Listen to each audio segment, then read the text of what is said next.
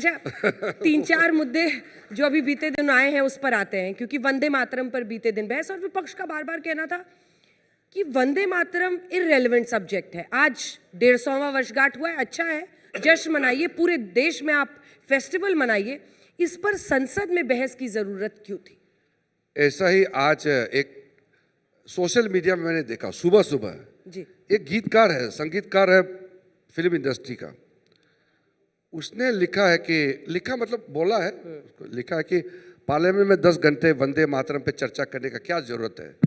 वंदे मातरम में चर्चा करने से दिल्ली का पोल्यूशन रुक जाता है क्या? आप सोचिए, वो संगीतकार बड़ा हो सकता है, देश का भाव सेंटीमेंट नहीं समझते हैं। मैं उसको दोष नहीं देता हूँ, क्योंकि वो लोग इंटरटेनमेंट की दुनिया के लोग हैं, तो शायद उसको किसी ने नहीं बताया होगा।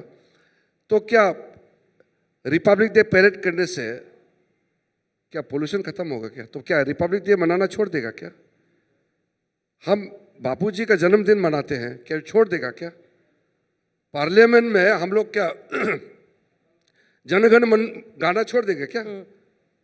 क्या आप नेशनल एंथम गाएंगे? किसी का बुक अगर मिट जाएगा, ऐसे करके सवाल उठाने से आप क्या जवाब देंगे? तो सेंटिमेंट, देश का सेंटिमेंट जो है बहुत इंपॉर्टेंट होता है। तो किसी ने बोला कि वंदे मातरम को इस बार चर्चा क्यों कराया? अरे 150 साल इसी साल हुए हैं, तो वंदे मातरम का तो हमने तय नहीं किया।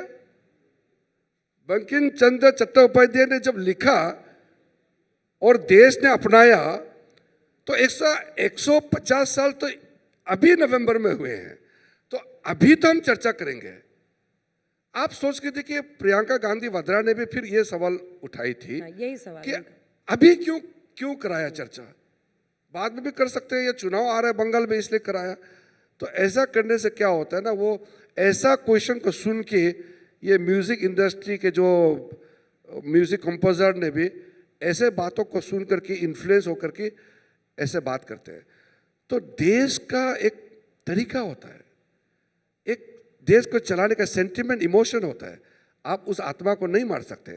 कानून बनाएंगे, काम करेंगे, देश का आर्थिक व्यवस्था को भी संभालेंगे। कुछ चीज़ ऐसा होता है जिसको सबको उसका जो सैंक्टिटी है, पवित्रता है, उसको मानना पड़ता है। तो ऐसे कमेंट जब पास करता है, मुझे बहुत दुख लगता है कि अज्ञानता में इस तरह का बातें वो लोग कर देते हैं। वो सिंगर म्यूजिक डायरेक्टर के बिहाफ पर नहीं, मैंने संसद के बिहाफ पर, क्योंकि प्रियंका जी ने ये सवाल पूछा था। एक और सवाल था उनका, उससे पहले कि हम आगे बढ़े। वो ये कह रहे हैं कि बीजेपी को तो बस जवाहरलाल नेहरू की लेगेसी को, उनकी विरासत को खत्म करना है। तो उन्होंने कहा कि एक दिन पूरे दिन बहस कर लीजिए नेहरू जी पे और खत्म कीजिए, एक बार में रफा दफा कीजिए। देखिए, Nehru ji 17 years prime minister रहा है इस देश का। तो शुरू का काल आज़ादी से लेकर के 17 साल तक प्रधानमंत्री रहे हैं, तो उसी का तो बात करेंगे ना। अगर देश का इतिहास का या पहले जो गलती हुई है उसका बात करेंगे, तो वही तो नाम आएंगे। कल को अगर हमारा सरकार चली जाती है, तो हमारा सरकार मोदी जी का हम लोग कहीं तो बात करेंगे ना। तो ये तो एक नेचुरल प्रोसेस है, इसके लिए हम लोगों को दोष देना नहीं चाहिए। दूसरी बात, देश में गांधी नेहरू परिवार का नाम से इतना नामांकन हुआ। सोनिया जी दिल्ली से इंदिरा गांधी इंटरनेशनल एयरपोर्ट से प्लेन में बैठ के आए, वहाँ सीधा पहुँचा राजीव गांधी फील्ड में उतरा। वो ग्राउंड का नाम राजीव गांधी ग्राउंड। फिर राजीव गांधी ग्राउंड से सोनिया जी, यूपीए का 2007 का मैं बात बता रहा हूँ, वहाँ से फिर गए अरुणाचल यूनिवर्सिटी को नाम बदल करके राजीव गांधी यूनिवर्सिटी नामकरण के लिए, इनॉग्रेशन के लिए गई। वहाँ से फिर दूसरा हमारा एक डिप्लोमा कोर्स करने का एक यूनिट है, वहाँ इंस्टीट्यूट है। कहाँ पर? ईटानगर में। उसका नाम Rajiv Gandhi institute of science and technology.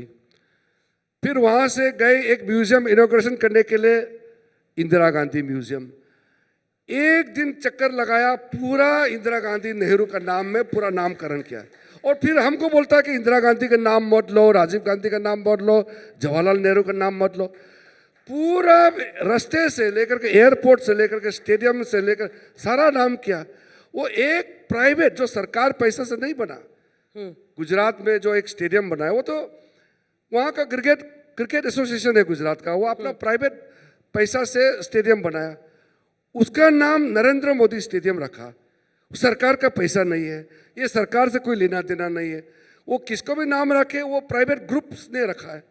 या तो सरकारी पैसा से बनाया हुआ एयरपोर्ट, सरकारी इंस्टीट्यूट, सरकारी रास्ता, सारे सरकारी को एक परिवार का नाम में रखा है, फिर हमको बोलता है कि उस परिवार का नाम मत लो। तो फिर बच्चा कौन है, किसका नाम लेगा? जिसका नाम नहीं है, क्या उनका नाम लूं क्या हम?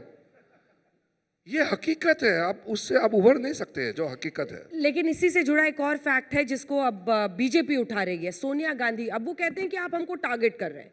तो नेहरू जी पर मैंने सवाल पूछा, अब सोनिया गांधी सिटीजन नागरिक बनने से पहले वोटर बन गई थी। ये मुद्दा बीजेपी और एक और जिसने पिटिशन फाइल किया है, कोर्ट ने अब इस पर नोटिस मांगा। तो इसको भी आप लोग इस्तेमाल कर रहे हैं उस फैमिली की लेगेसी को खत्म करने के लिए, विरासत को डिस्ट्रॉय करने के लिए। इलेक्शन रिफॉर्म को लेकर के चर्चा चल रही है, तो सिटीजन होना चाहिए, एक रूल है, तो नागरिकता का प्रमाण तो देना पड़ेगा। सोनिया गांधी जी जब इंडियन सिटीजनशिप एक्वायर नहीं किया, पहले इलेक्टोरल रोल में नाम आया, ये एक विषय था, कोर्ट में चल रहा है, इतना ही बोला है। हम लोग इस पे कोई विषय को इशू नहीं बना रहे, वो कोर्ट में ऐसा केस दिया है, सबके सामने आया, वो सब जिक्र किया है।